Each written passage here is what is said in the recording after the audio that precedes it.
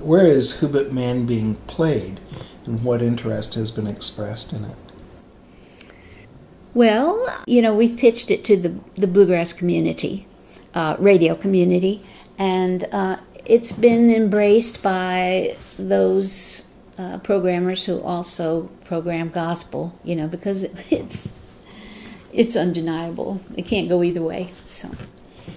And tell me a little of the history of gospel music in your own repertoire and also in the tradition of bluegrass. Because I think of bluegrass as being banjo-driven, fast up-tempo stuff. So I don't tend to think of it having a religious flavor. Oh, well, welcome to America. Gospel has always been embraced by the bluegrass community, and it's true, the banjo-driven songs are really the hallmark of a bluegrass repertoire.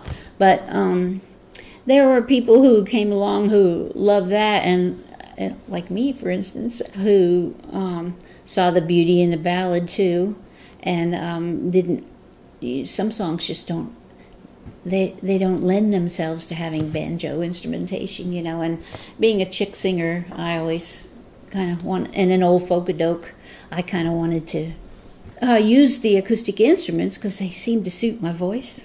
And speak about where gospel sits in your repertoire. Was over the course of your progress as a recording artist,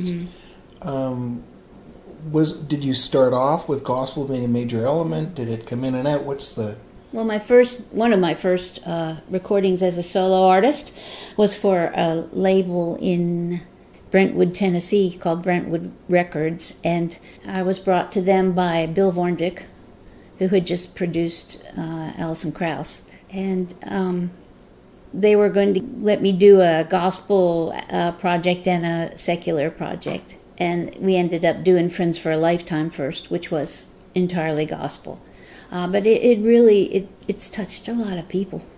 And how did Friends for a Lifetime do in terms of its selling arc or its ongoing playability? Well, success? There was one article, I think it was the Cleveland Plains Dealer, that said it was one of the top 100 albums of the century. So, that was my best review.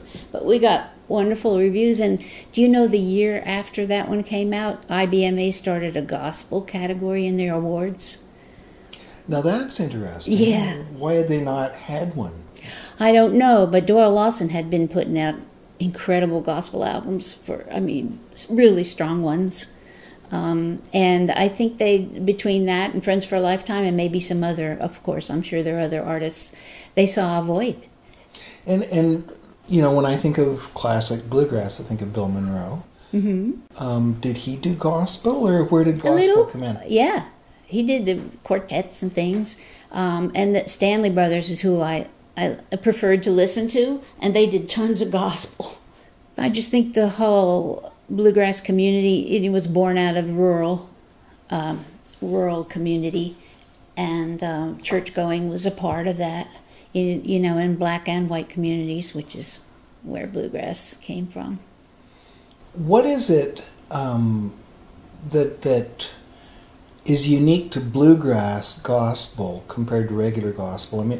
It seems like there's oil and water there. I tend to think of this banjo and the mandolin and guitar ripping away, and then so it's vocal.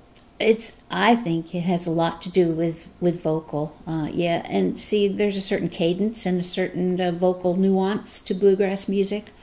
The high holler and the yodel and all of those things that we do, and licksmanship that is used in bluegrass gospel, whereas Southern gospel is more vanilla, kind of smoother, little happy joy kind of showbiz thing. Now you got this as a poem. How did you find the poem? Well, I have an agent here in Canada, a booking agent named Bob Jensen, and he's a poet and an author, and he's published, and he works with a lot of his artists in helping him put some icing on his poems, either reading them over an instrumental track. I've done that for him before. And I knew that he was interested in my maybe putting one of them to music. And when he shared this one with me, I was just kind of struck in the gut, you know. It got me deep. Does he do radio? Does he do anything else? Is he known in the publishing world or the recording world beyond being somebody's agent? He used to do albums. You know, he was a folk singer when he was a youngin'. And he's toured recently, right when COVID hit. He got stuck in Australia. He got stuck over there and couldn't get home for a few weeks. But he had a really successful tour over there. He stood and recited his poems, and Tony McManus, the famed acoustic guitar player, provided an instrumental track under his readings, and he was very well received. Have you heard any of those performances? Yes, he's got an album, a live album of it on his website. So, was that something you heard before you started on Who But Man? Yes, I had heard that sort of thing done with his poems. Specifically, yeah. Oh, yeah. Did it have any influence, do you think, or? Well, I thought it really enhanced the beauty of his poetry. With the music underneath it. So you got the poem. What did you have to do, and how did you collaborate with Bob? Well, he kind of left it in my hands, and I was so enamored with it that I just started singing I just picked up a guitar and started singing. And the melody just came. It was like a download from the universe. It wasn't necessarily something that I had to labor at very much. When I got into a third, you know, like the different parts of the song, verse, chorus, kind of a bridge, it took a little bit of work, but it really wasn't laborious. So it didn't take long. And I did have to tweak and work with Bob on maybe cutting out some lines just for the sake of the continuity of the song and the length. You didn't want it to be too long. So... and he was very amenable to any changes that I suggested. It was really easy to work with him. Lyrically, there was something that I guess begged a question in your mind. Tell us about how people might respond to that question, assuming it is not just rhetoric, but who but man? What does that mean? Well, I mean, Bob's words are sort of a graphic description of the crucifixion in many ways. There are a lot of lines that are, you know, kind of piercing. But I know Bob and his political outlook, you could say social outlook. He's a raging commie? He's not a raging commie, no, but... A socialist, and he was raised in a Catholic church. Uh-huh. So he has that kind of upbringing, so he knows it like the back of his hand, you know. But he also is one who believes in humanity, you know, and kindness to others. And do you think this song is topical? I do.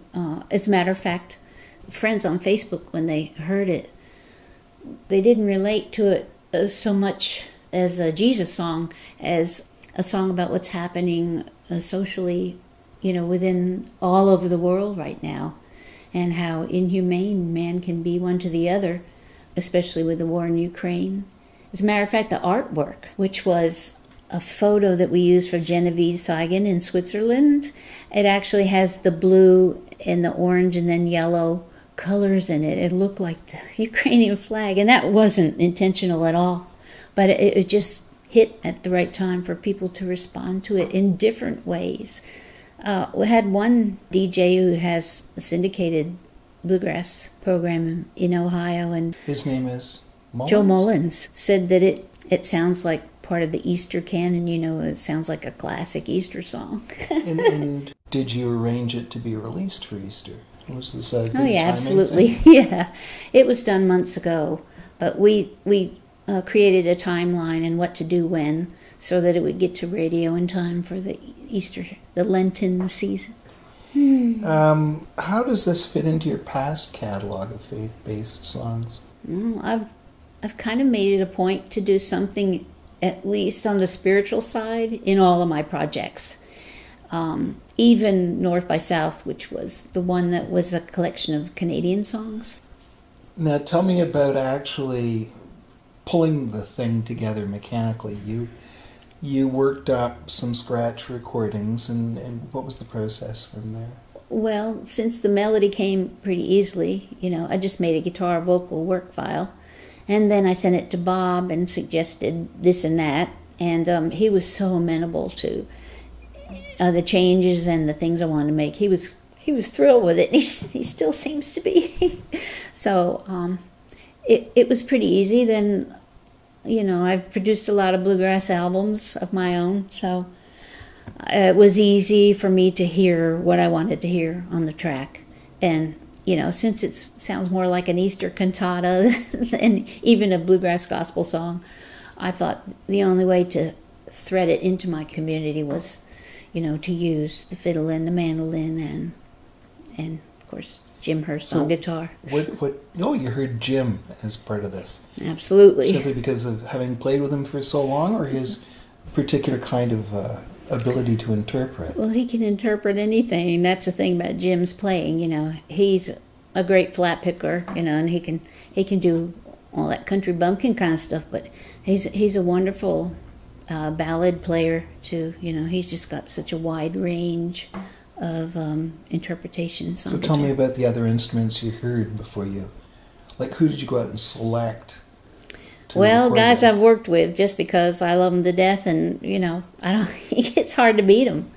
So Brian McDowell, I asked him to put mandolin and fiddle on the track, and Mark Schatz, who I worked with for about 10 years on the road. He's a wonderful arco player as well as pizzicato on the bass.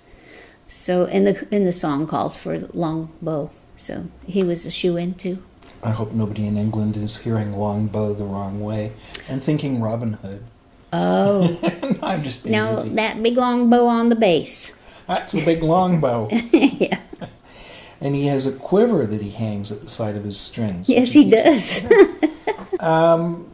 You had this printed as sheet music. What's the history of you having sheet music printed? Never done it. I've had a lot of requests to create a Claire Lynch songbook, and I would love to do that. It turns out it can be very expensive because of the royalties you have to pay to the publishers, and a large part of my songwriting catalog belongs to Universal Music Publishing, so I don't know if they'd have mercy on me or not. But at any rate, this is the first time, because it's my publishing. I've had my own publishing for the past, 10, 15 years. I've had a couple people say, have you got music for this? Especially from my gospel repertoire, people have written and said, I'd like to sing this in church. Can you send me the chords and, the lyrics? And I thought, well, this has a perfect church application. So we just created some simple sheet music, very basic. It's got little chord diagrams above the bars. Yes, absolutely. Kind of like your Paul Simon songbook. Well, which one? Yeah. And if this goes out, how do you imagine it being performed in churches? I think a choir sounds great doing it.